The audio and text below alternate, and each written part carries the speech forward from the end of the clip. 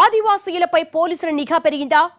June 2 నుంచి స్వపరిపాలన అంటూ ఆదివాసీలు ఇచ్చిన అల్టిమేటంతో ఆ గిరిజన తెగ నాయకులపై సర్కారు కన్నేసిందా? గత అనుభవాలతో ఉద్రిక్తతలకు తావివ్వకుండా పోలీసులు పక్కా ప్లాన్ తో ముందుకెళ్తున్నారా?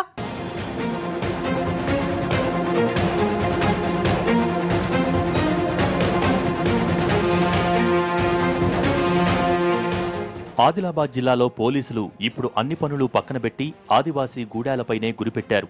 గూడాల్లో ఏం జరుగుతోంది, ఆదివాసీ పెద్దలు ఏం చేస్తున్నారు, ఎక్కడ ఉంటున్నారు, ఎవరెవరిని కలుస్తున్నారన్న దానిపై పూర్తి స్థాయిలో నిఘా పెట్టారట.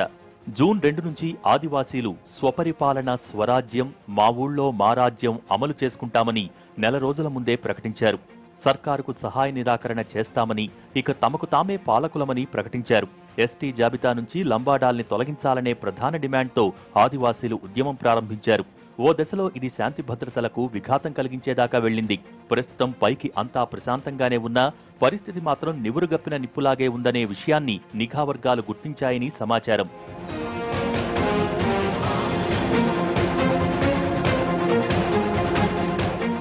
జూన్ 1 వరకు ఏజెన్సీలో అక్రమ సర్టిఫికెట్లు రద్దు చేసి అర్హులకు ధ్రువపత్రాలు, హక్కుపత్రాలు ఇవ్వటం, అక్రమ కొలువుల తొలగింపు తదితర అంశాల్ని పరిష్కరించాలని ఆదివాసీలు డెడ్లైన్ పెట్టారు. లేదంటే జూన్ 2వ తేదీ నుంచి గూడాల్లో స్వపరిపాలన ఉంటుందని తేల్చి చెప్పడంతో ప్రభుత్వం రంగంలోకి దిగింది. అసలు క్షేత్రస్థాయిలో ఉద్యమాన్ని రగిలిస్తోంది ఎవరనేది ఆరా తీస్తూ ప్రతి ఒక్కరి కదలికలపై పోలీసులు నిఘా పెట్టారు.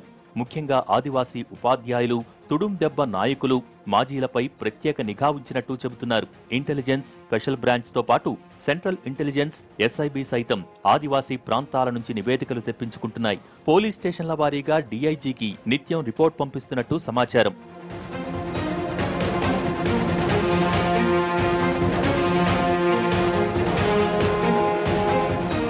పోలీస్ స్టేషన్ల వారీగా ఎంతమంది ఆదివాసీలున్నారు, ఉద్యమంలో యాక్టివ్గా ఉన్నదెవరు, ఎలా ఉద్యమానికి సన్నద్ధమవుతున్నారో ఎప్పటికప్పుడు నిఘా వర్గాలు ఆరా తీస్తున్నాయనే ప్రచారం జరుగుతోంది ఏజెన్సీలో. సమావేశాల్లో ఎక్కడ ఎవరేం మాట్లాడుతున్నారో ప్రతిదీ రికార్డ్ చేసి ఉన్నతాధికారులకు పంపుతున్నారట.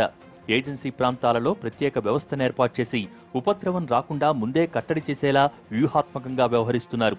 అందులో భాగంగానే తుడుందెబ్బ, మానవ హక్కుల నేతలతో పాటు ఆదివాసీ మేధావులు, ఉద్యోగుల్ని ముందుగానే పిలిపించి హెచ్చరికలు చేస్తున్నట్టు సమాచారం. ముఖ్యంగా ఉట్నూర్ ఏజెన్సీపై పోలీసులు డేగ కన్నేశారు.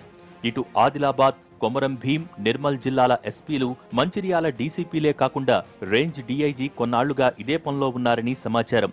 గతంలో ఉద్యమం ఒక్కసారిగా తీవ్ర రూపం దాల్చి సర్కారుకి సవాలుగా మారితే వచ్చే నెల నుంచి సమరమేనని ఆదివాసీలు ముందే ప్రకటించడంతో ఏం జరుగుతుందోనన్న ఉత్కంఠ అంతకంతకు పెరుగుతోంది.